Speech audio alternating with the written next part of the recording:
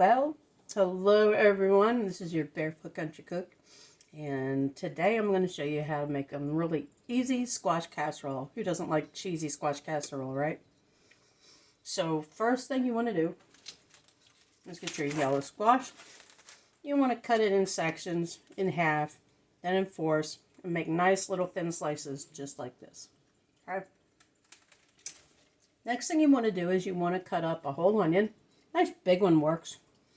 And I did enough squash for about 6 to 8 cups of squash. You want 2 eggs whisked up. I always put a little bit of milk in it. It just makes it more richer. About a 1/4 cup. Now, you want that whisked really well.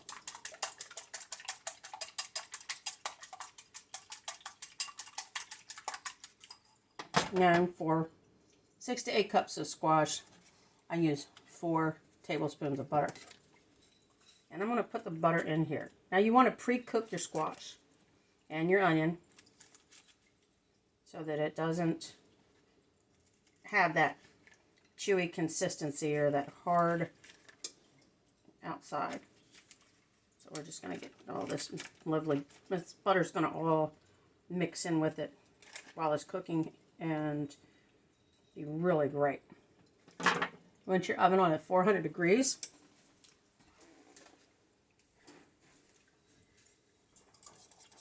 Whisk those eggs up really good. Now you can use regular breadcrumbs for the, I call it the cakey part, or you can use panko crumbs for those of you who are into the, these have a smoke flavor added to them, which makes, this is really tasty. And so I'm going to put the egg in there. It's actually 2 eggs. Put that aside.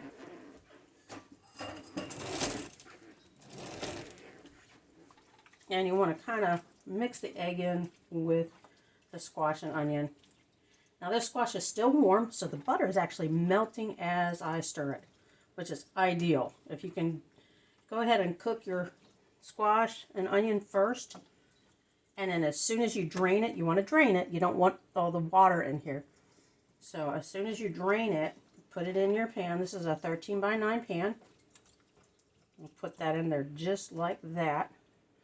Now, your cakey consistency is up to you. I usually start out with 2 cups and see how that looks. There's 1. It usually takes about 2 cups of breadcrumbs. And you can jazz it up with Italian breadcrumbs if you want. I like the panko because it gives it that kind of smoky flavor. And you stir that all together. Just like this.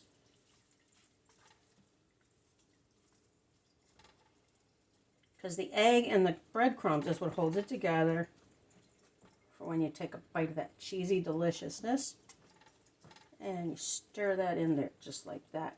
Now, when it looks kind of like apple, I call it apple crumb pie, or it's kind of bready, that's basically perfect. And then I'll show you what I do besides that. So that's 1 cup to 6 cups of the squash. And I prefer the black wax cheddar, the sharp cheddar. And instead of grating it ahead of time, I like to grate it right on top. Just kind of grate it on top. And you can pre-grate it. You can buy the cheese already grated and sprinkle it on there. And once you get a flow, you can kind of like go up and down with it. But this is a nice aged cheddar.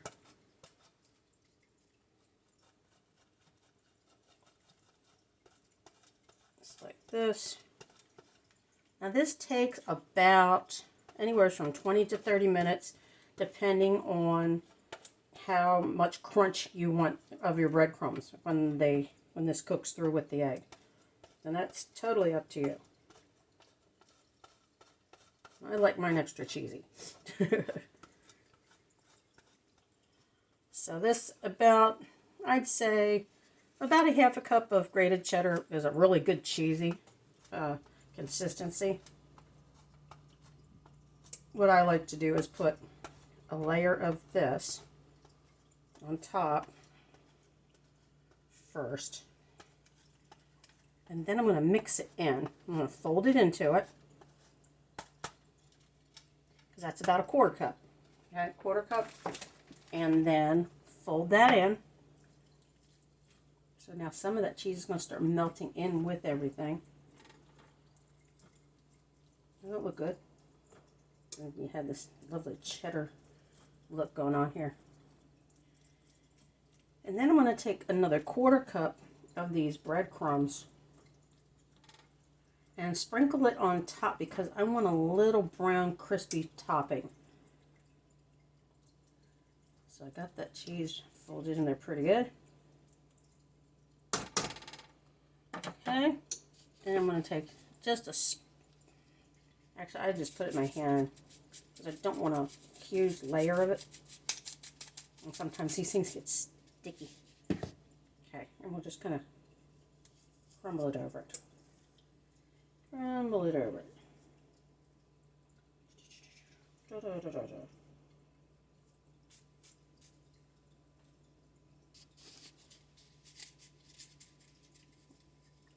I don't quite have enough there.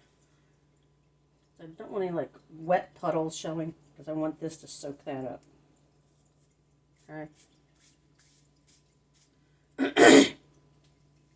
Now it has plenty of cheese in it. As you can see, it's plenty cheesy enough. But I think I have a little bit of mouse in me. So I'm going to do one more so that as this browns, the cheese will brown. And that'll really make it pretty. Not to mention tasty. Everything's better with cheddar, as they say, and this is definitely the case. All right. So that was about a half a cup of cheddar altogether, a quarter into it, another quarter on top. But you don't have to do as much. I just go cheese crazy. So this goes in the oven at 400 for about 20 to 30 minutes, depending on how crunchy you want the top to be. See, that is going to be one yummy dish. So that goes in there.